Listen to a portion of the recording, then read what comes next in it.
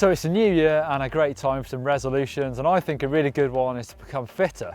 But to do that, you're going to need some motivation, so let's try and get motivated.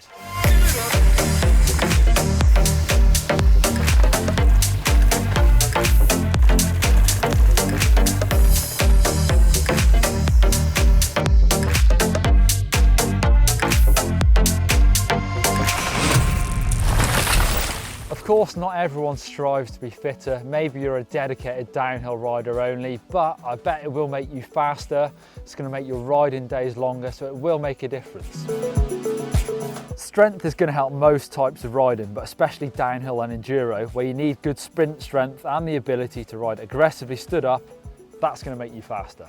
Of course, for cross country, a good amount of endurance is as important as pedaling power.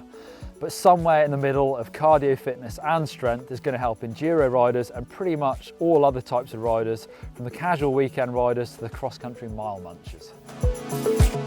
Now, turbo training can also really help top up your winter fitness, but for me it's always proved as much the mental challenge as it is a physical, because the minutes seem to drag by when you're on a turbo. Although, having said that, I know that if I can't find time for a proper ride, all I need is about 40 minutes in the garage on my turbo and I can get a pretty serious workout.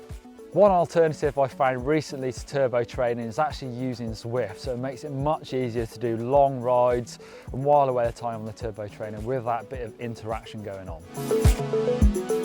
Now, big cross-country rides have always played a part in my winter training, just to try and mix things up a little bit. So I'd go for long, mellow rides in the coldest and wettest conditions, just to up my endurance. I'd also use those to check out some new locations, so I'd look on Google Maps, get out the old paper maps and just scour locations, maybe for riding spots in summer.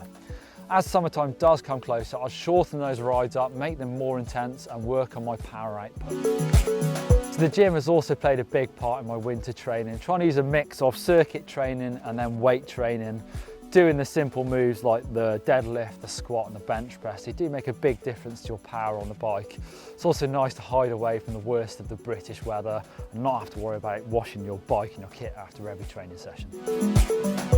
So back in my pro downhill and enduro days, my mix of training would look something like this. One long mellow cross-country or road ride a week, 2 or 3 gym sessions a week, working on strength obviously, and then 2 sessions on my turbo trainer in the garage, and that would really work on my sprint and lactic threshold. The final type of training I like to do is to actually mix things up and do some cross training in winter to try and keep things fresh. So I've done some cyclocross racing, some fell running, but also motocross. I used to do a lot of that when I was racing downhill, and all of those things really help to keep you fit and actually try and keep you motivated through the worst of winters.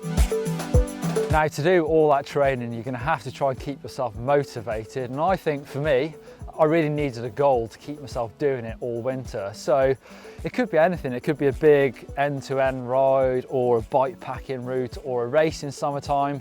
Try and set yourself a goal and get working towards it. For me, last winter, I saw some pictures of the Andes Pacifico and decided I really want to do it, and that had me following my schedule every day. So for me, set yourself a goal and hopefully you'll get there.